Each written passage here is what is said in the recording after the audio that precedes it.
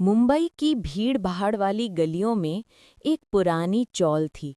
नाम था चौल नंबर 27। साल था 1993।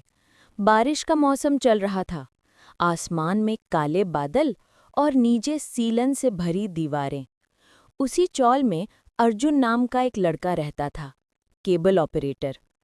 3 दिन से वो गायब था। लोगों ने सोचा कहीं बाहर गया होगा, पर उसकी माँ सावित्री को लग रहा था कुछ गड़बड़ है। उसने पुलिस में शिकायत की।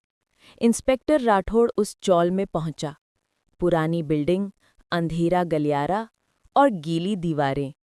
सावित्री कांपती आवाज में बोली, साहब, अर्जुन का कमरा बंद है, पर रात को अंदर से आवाजें आती हैं, जैसे कोई तार खींच रहा हो। राठौड़ ने दरवाजा तोड़वाया। अंदर कोई नहीं था, सिर्फ जली हुई तारें, दीवार पर काले निशान और सॉकेट के पास सूखे खून जैसे धब्बे। कमरे में अजीब सी गंध थी, जैसे कुछ जला हो और बहुत पुराना सड़ा हुआ लोहा। जांच के दौरान राठौड़ को पता चला, पिछले 10 सालों में जो भी लोग इस कमरे में रहे, कोई न कोई हादसे में मरा या गायब हो गया। पुराने रिकॉर्ड्स की सच्चाई सामने आई।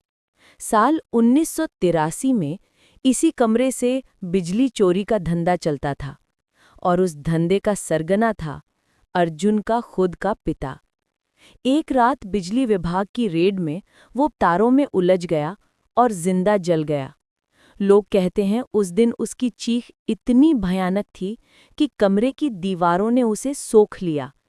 तब से जो भी इस कमरे में रहता, किसी न किसी तरह मौत का शिकार हो जाता। राठौड़ को अंधविश्वास पर यकीन नहीं था। वो उसी रात उसने टेप रिकॉर्डर लगाया ताकि कुछ सबूत मिले। बारिश तेज हो रही थी, लाइट झपक रही थी और कमरे में सिर्फ उसकी सांसों की आवाज। अचानक रिकॉर्डर अपने आप चालू हो गया। पहले थोड़ी सी खड़खड़ाहट, फिर एक भारी जली हुई सी आवाज आई, बिजली ने मेरा खून पी लिया, अब मैं सबका पी लूंगा। राठौड़ घबरा गया। पीछे हटते हुए उसने लाइटर गिरा दिया। स्पार्क हुआ और एक झटके में पूरी लाइट बुझ गई। अगले दिन सुबह लोगों ने देखा, कमरा फिर से बंद था। अंदर राठौड़ की जली हुई लाश पड़ी थी। उसके हाथ में वही टेप रिकॉर्डर था, जिसमें वही डरावनी आवाज दर्ज थी। पुलिस ने केस बंद कर दिया, एक्सीडेंटल इलेक्ट्रोक्यूशन। कमरा आज भी बंद है।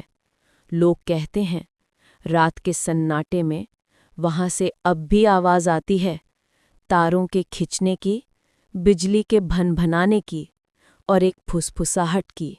स्विच मत ऑफ करना ना।